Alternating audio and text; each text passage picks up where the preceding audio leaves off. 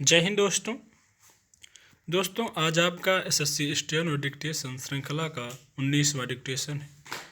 और अगर अभी तक आपने पिछले डिक्टेशंस को नहीं लिखा है तो आप प्लेलिस्ट में जाकर लिखिए। और अगर अभी तक चैनल को आपने सब्सक्राइब नहीं किया है तो सब्सक्राइब कर लीजिए और बेल आइकन प्रेस कर लीजिए ताकि आपसे कोई भी डिक्टेशन मिस ना हो। वीडियो को लाइक कीजिए और अपने दोस्तों को ज़्यादा से ज़्यादा शेयर कीजिए जो एसएससी स्टेनो और हाई कोर्ट स्टेनो की तैयारी कर रहे हैं।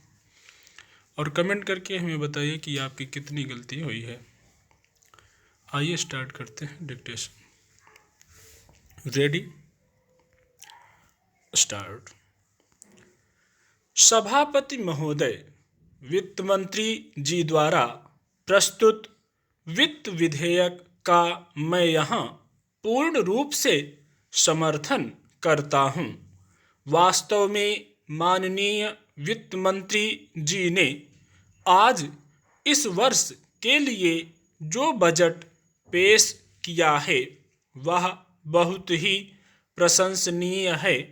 विपक्षी सदस्यों की एक परंपरा सी बन गई है कि सरकार की ओर से जनता की भलाई के लिए चाहे कितने ही अच्छे कार्य किए गए हों, वे कार्य की निंदा ही करते हैं। हमारे देश के साथ संसार के जितने अन्य देश आज़ाद हुए थे उनके साथ यदि तुलना की जाए तो हमारे राष्ट्र ने ही सबसे अधिक प्रगति की है। हमारा राष्ट्र उन सभी राष्ट्रों से आगे है। हमारे देश पर अनेक संकट आए लेकिन उसके बावजूद भी हम लगातार आगे ही बढ़ते जा रहे हैं। हमारे देश से पहले स्वतंत्र हुए राष्ट्र भी हमारी प्रगति की प्रशंसा करते हैं तथा हमारा अनुकरण कर रहे हैं। माननीय प्रधानमंत्री जी गांवों के विकास के लिए अनेक घोषणाएं की हैं। हमारे देश के प्रधानमंत्री जी ने हमारे इस महान भारत देश के जिस विकास का सपना देखा था उसे पूरा करने के लिए इस बजट में अनेक प्रावधान किए गए हैं। इसकी चारों ओर प्रशंसा की जा रही है। हमारे देहात अभी भी काफ़ी पिछड़े हुए हैं और उनके विकास की ओर हमें अधिक ध्यान देना चाहिए। हमारे गांव दो हिस्सों में विभाजित हो गए हैं। गांवों में कुछ लोग तो वे रहते हैं जो ब्रिटिश काल में अंग्रेजों के भी समर्थक थे। उनकी स्थिति आज भी अच्छी है। उनके बच्चे उच्च शिक्षा प्राप्त कर रहे हैं। उनके पास धन भी बहुत है और वे उसके बल पर हर तरह की सुविधा प्राप्त कर लेते हैं। परंतु दूसरी ओर कमज़ोर वर्ग के लोग भी गांवों में रहते हैं जिनके पास शिक्षा का अभाव रहता है और वे हमेशा बेरोजगारी की स्थिति में रहते हैं। स्वाभाविक ही वे आज भी गरीब हैं। उनकी गरीबी का एक अन्य कारण उनके द्वारा खेतिहर मजदूरी के रूप में कार्य करना भी है। आज हम देखते हैं कि कृषि के लिए आधुनिक मशीनें प्रयोग में आने लगी हैं, जिसके कारण अनेक खेतिहर मजदूर बेकार हो गए हैं। हमारी सरकार ने गरीब लोगों का जीवन स्तर ऊंचा उठाने के लिए अनेक कार्यक्रम चलाए हैं, जिससे उनकी अगली पीढ़ी के बच्चे शिक्षित हो रहे हैं।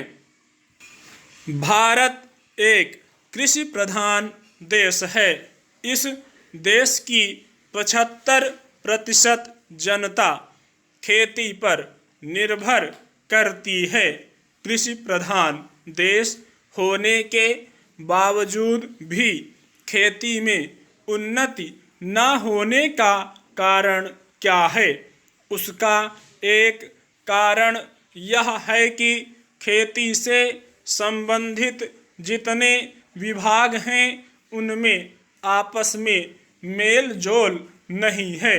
खेती के लिए अच्छी खाद की ज़रूरत है, पानी की ज़रूरत है, औजारों की ज़रूरत है और धन की ज़रूरत है। इन सारी चीज़ों के लिए अलग अलग विभाग हैं। ऐसा मालूम होता है कि उनका आपस में कोई संबंध नहीं है। वे सब लोग आपसी सहयोग से तथा आपस में मिलकर इस प्रकार की कोई योजना नहीं बनाते जिससे खेती की ज़रूरतें पूरी होती हैं। जो खेती की बातों को जानते हैं, जिन्हें जानकारी है, उनमें से एक भी व्यक्ति खेती करने के लिए तैयार नहीं है। खेती में काम करने के लिए और हल जोतने के लिए कोई तैयार नहीं है। एक बात मैं माननीय मंत्री से विशेष रूप से कहना चाहता हूँ कि अधिक उपज न होने का एक कारण यह है कि जो खेत में काम करते हैं वे उसके मालिक नहीं हैं। खेत किसी और का है और काम कोई और कर रहा है। इसलिए मेरा कहना यह है कि किसान में जब तक यह भावना पैदा नहीं होगी कि यह भूमि मेरी है, खेती में उपज बढ़ नहीं सकती।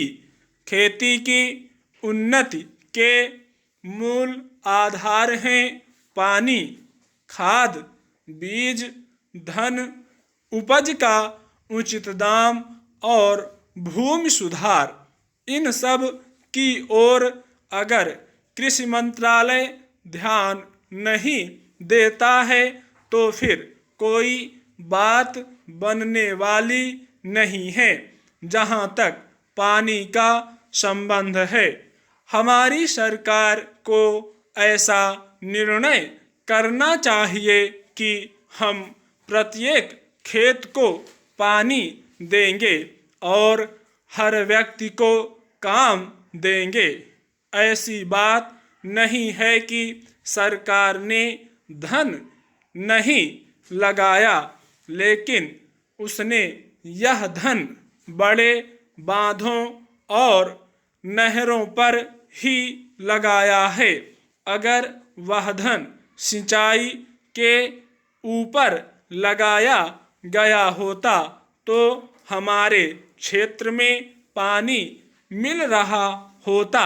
आपने अरबों रुपए बांधों पर लगा लिए, लेकिन आज भी किसानों को पानी नहीं मिल पाया है। वही रुपया यदि सिंचाई योजनाओं पर लगाया होता तो हर खेत को पानी मिल सकता था। गांवों में भी सिंचाई के लिए सरकार ने जो आर्थिक सहायता शुरू की है वह भी हमारे किसानों को समय पर नहीं मिल पाती है। स्टॉप।